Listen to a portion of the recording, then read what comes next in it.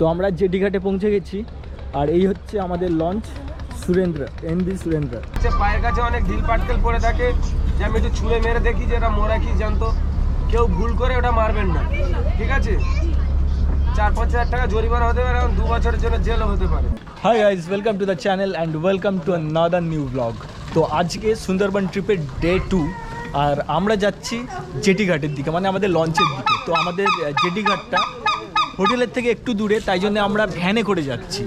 এই যে ভ্যানে বসে আছি আপাতত, আর ভ্যানে করে আমরা যাচ্ছি জেটি ঘাটের দিকে। সামনে এই যে 6:30 বাজে সকাল, কিন্তু অলমোস্ট প্রায় সব দোকানই খুলে গেছে, কিছু কিছু বন্ধ আছে কিন্তু প্রায় খুলে গেছে। আসলে গ্রামের দিকে তো সকাল একটু তাড়াতাড়ি হয়। খেজুরের রস, আর এটা হচ্ছে দেখুন খেজুরের রস বিক্রি হচ্ছে। জেটি ঘাটে কিছুক্ষণ দাঁড়ানোর পর আমাদের বোট চলে এলো।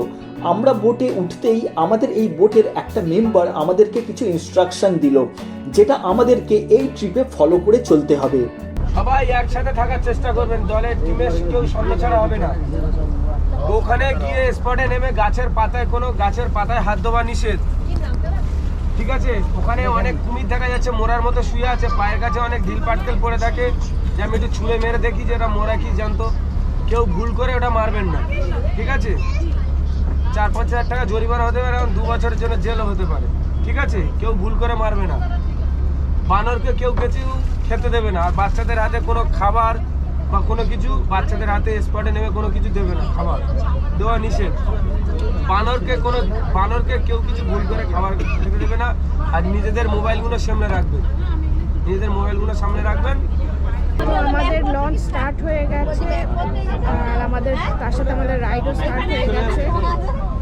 আমরা এখন যাচ্ছি সজনেখালির দিকে।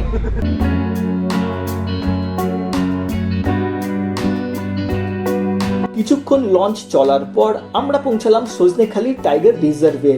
এন্ট্রি গেটের ঠিক ওপরেই একটা বাঁদর আমাদের ওয়েলকাম করার জন্য বসেছিল।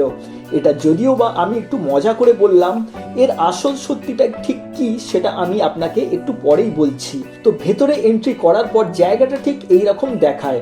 প্রথমে লেফট সাইডে একটা টাইগারের স্ট্যাচু দেখলাম এবং একটু আগিয়ে যেতেই ঠিক লেফট সাইডেই বনবিবির একটা ছোট্ট মন্দির দেখতে পেলাম। এই জালের ভেতরে কিছু কচ্ছপ আছে, আমরা একটা দুটো দেখতেও পেলাম। কিন্তু এখানে সব থেকে বড় প্রবলেম হচ্ছে বাঁদরদের নিয়ে। এখানে প্রায় 200-300টি বাঁদরের একটা গ্যাং আছে, যারা খুবই ফেরোসিয়াস। ট্যুরিস্টদের কাছ থেকে মোবাইল ক্যামেরা কেড়ে নেয়, খাবার কেড়ে নেয়, আবার কখনো কখনো ট্যুরিস্টদের ওপরে অ্যাটাকও করে। এখানে কিছুক্ষণ কচ্ছপ দেখার পর আমরা সবাই টিকিট অ্যান্ড পারমিশন কাউন্টারের দিকে গেলাম। এখান থেকে আমাদেরকে একটা গভর্নমেন্ট রেজিস্টার্ড গাইড প্রোভাইড করা হবে। সবাইকে নমস্কার, আমি সুন্দরবন টাইগার রিজার্ভের রেজিস্টার্ড গাইড। এখানে সিস্টেম আছে, যখন বোট লঞ্চ পারমিশন করে জঙ্গলের ভিতরে যাবে তখন আমরা সাথে থাকি। তো এটা মানে গেটওয়ে অফ দ্য সুন্দরবন বলতে পারেন। জায়গাটার নাম সজনেখালি, এটাকে গেটওয়ে অফ দ্য সুন্দরবন বলতে পারেন। এখান থেকে স্টার্ট হয় ট্যুরটা। তো এখানে যেটা দেখার আছে, টাটেল পন্ড রয়েছে, খুব রেয়ার স্পেসিস টাটেল এখানে রয়েছে। বাটাগুর বাস্কা, ওয়াচ টাওয়ার, কুমিরের পুকুর, এই 3টে স্পট জায়গা দেখে আমরা বোটে চলে যাব। বোটটা ওই দিন হাফ অ্যান আওয়ার জঙ্গলের ভিতরে ঢুকবে, যেখানে জাল নেই, জালবিহীন এলাকার মধ্যে ঢুকবে।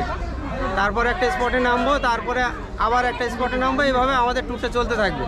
তো এখানে খুব বেশি সময় দেবেন না, কারণ আমাদের আরও অনেকগুলো স্পট মেনটেন করতে হবে। ছুটির দিন আর সিজন টাইমের কারণে এখানে এখন ট্যুরিস্টদের প্রচুর ভিড়।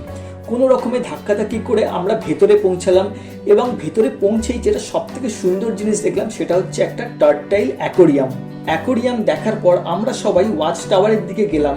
কিন্তু ওয়াচ টাওয়ারে এত ভিড় ছিল যে আমরা প্রায় সবাই ওয়াচ টাওয়ারে না উঠেই চলে এলাম এবং অন্য দিক দিয়ে আমরা আমাদের জেটি ঘাটের দিকে, যেখানে আমাদের বোট রাখা আছে, ওই দিকে যাওয়া স্টার্ট করলাম।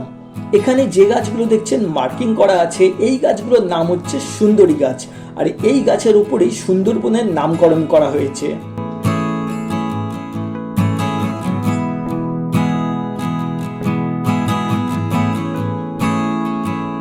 এখানে আমাদের সবাইয়ের ঘোরা হয়ে গেছে, তাই আমরা সবাই আমাদের বোটের দিকে যাচ্ছি।